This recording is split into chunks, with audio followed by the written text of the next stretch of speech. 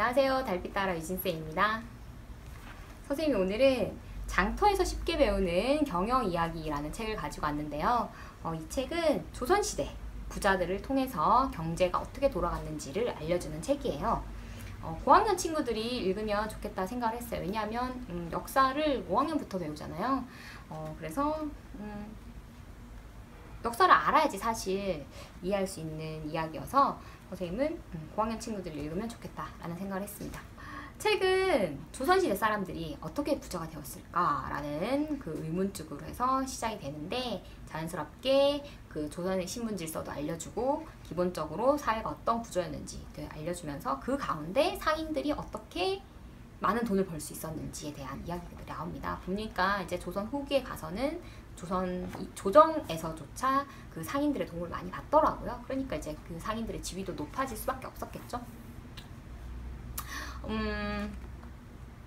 보부상은 여러분 많이 들어봤을 거예요. 보따리 장사, 보상과 부상을 일으키는 이제 보부상에 관한 이야기서부터 시전상인들, 그 다음에 개성상인, 송상이라고 불리는 개성상인에 관한 이야기들, 그 다음에 이제 도고라는 매점매석에 관한 이야기도 나오는데요. 그 옛날에 그 허생전 이야기 여러분 알고 있죠. 하루 종일 집에서 책만 읽고 돈 안 벌어온다고 부인한테 핏발을 받다가 그럼 내가 돈 벌어오겠다 하고 나가서는 매점매석으로 큰 돈을 벌잖아요. 부자한테 어떤 부자를 찾아가서 나한테 돈 빌려주면 내가 그 배로 돈을 갚겠다라고 하면서 그 돈을 갖고 안성으로 가서 거기에 있는 과일을 몽땅 사다가 창고에 넣습니다. 당연히 거기에 있는 물건들 다 사버리니까 없잖아요.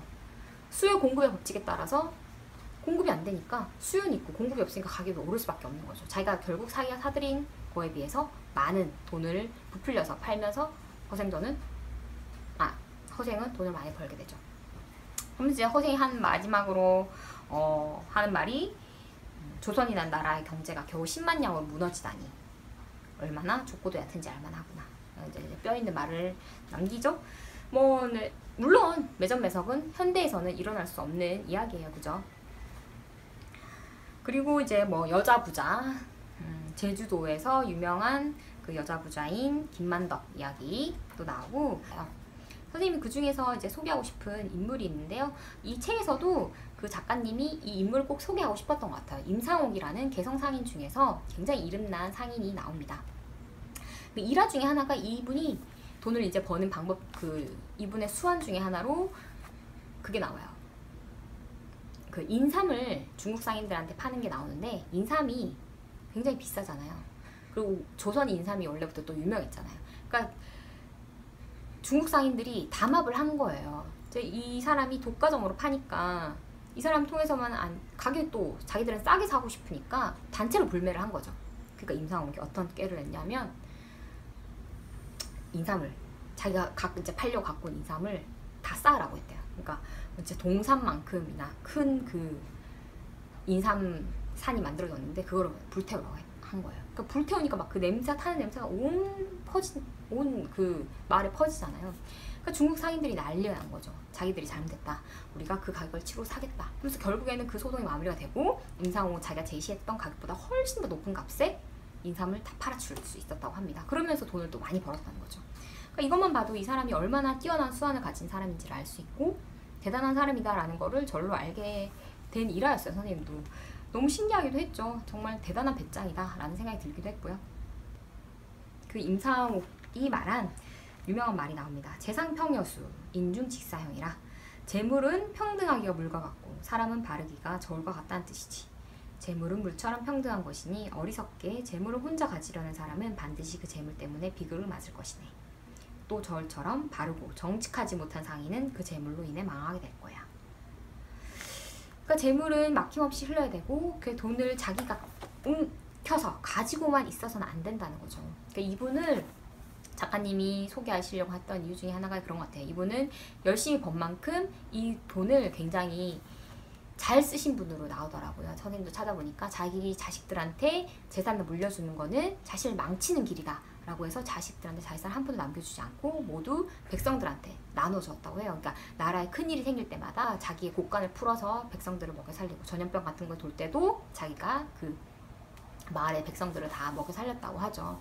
그러니까 돈을 어떻게 써야 하는지 자기가 얻은 것들을 어떻게 사회에 돌려줘야 하는지, 우리가 늘 돈을 어떻게 벌까를 고민하지만 사실 돈을 어떻게 써야 할지에 대해서는 생각을 안 하게 되는 것 같아요. 그죠? 그냥 일단은 돈이 많으면 좋겠어 이렇게만 생각을 하지 그 돈을 어떻게 써야 하는지에 대해서는 고민을 하지 않는 것 같은데, 이런 분들의 이야기가 우리가 정말 귀담아 들을 만하죠. 우리가 돈을 정말 버는 것도 중요하지만 잘 쓰는 거 너무너무 중요한 일이라는 생각을 하고요.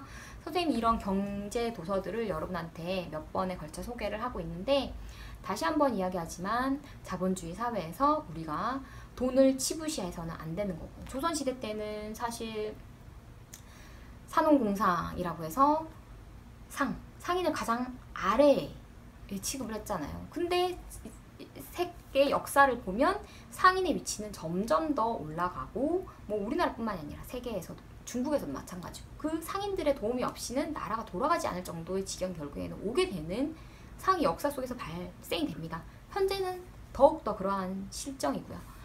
그러니까 돈이라는 것을 우리가 잘 알아야 되고, 그러기 위해서는 여러분들이 어린 시절부터 그에 관한 공부를 해야 하고, 선생님이 그 필요성을 정말 느꼈기 때문에 이런 책들을 소개하게 된 것 같습니다.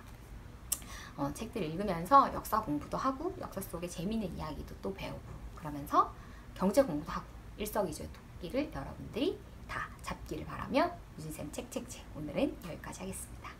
모두 안녕.